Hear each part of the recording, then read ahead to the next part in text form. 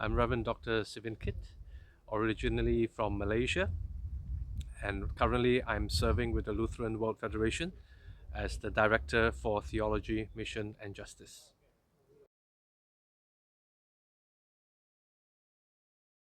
I think now mission partnerships means that we do mission together because we are responding to God's mission. So it's not so much of someone sending from one country to another or the other way around. That may be part of it, but ultimately we see who we are as God's people sent into the world. So, and that actually makes us much more equal and transforms the partnership, and it changes the way we look at power because mission partnership is really about God's power filling us to fulfill that mission, and that will challenge us to think about what resources mean, whether it's financial, whether it's human, whether it's theological.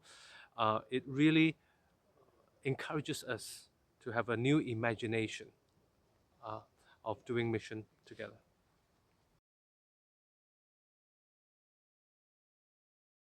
I think Christian unity is important. Coming from Malaysia, uh, the Lutheran Church is very small, and we are part of a bigger. We need to be understand ourselves as part of a bigger Christian community in Malaysia, for example. That is one part about it. You know, the unity with other traditions or denominations. So we see ourselves as a Christian community in Malaysia as a minority. At the same time, there's also a sharing of gifts. So it is a unity in diversity, or in LWF, we talk about unity in reconciled diversity. So I remember very often being with my Roman Catholic friends or my Pentecostal, evangelical, charismatic friends, as well as other denominations, Anglican, Methodist. And I was in an ecumenical seminary teaching and also learning together. So there's much value in the diversity. So the unity is not really about being the same. It's about seeing our common bond in Christ and witnessing in our respective contexts. And unity allows for that. Now, coming from a LWF perspective, actually, the joy is to see that even smaller churches like us is part of a global communion. And that is really encouraging because we are not alone. And that kind of unity is expressed in a communion perspective.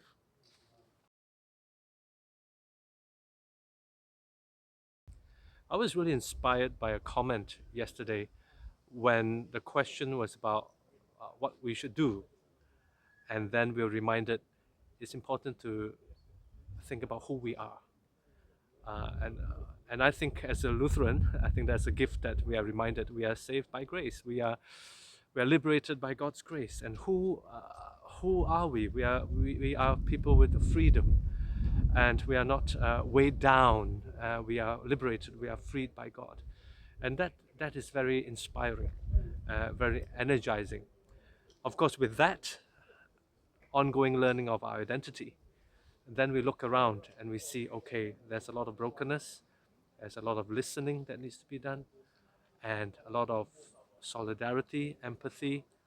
It is not mere words or just ideas, but really rooted in the living experience of the churches and their communities.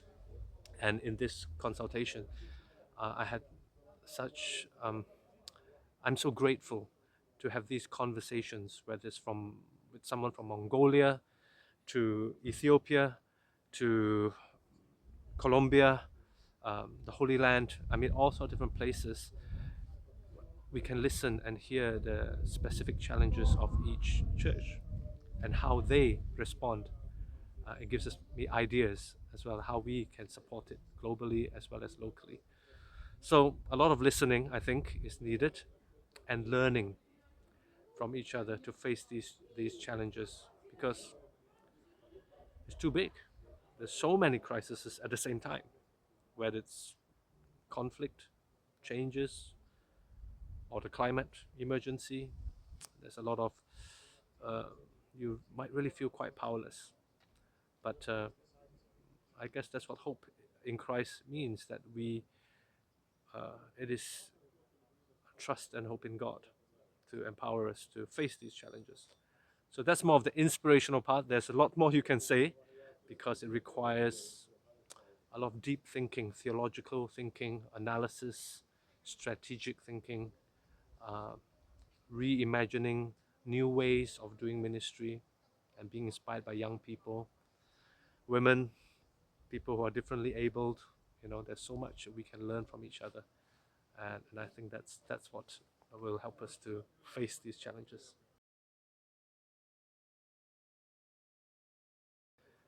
Well, I think being together already is one step that we are strengthening each other. COVID was very difficult for all of us because it really, um, more than social distancing, it also, for a long period of time, we were distant from each other. So I think that's why there's a yearning for us to reconnect.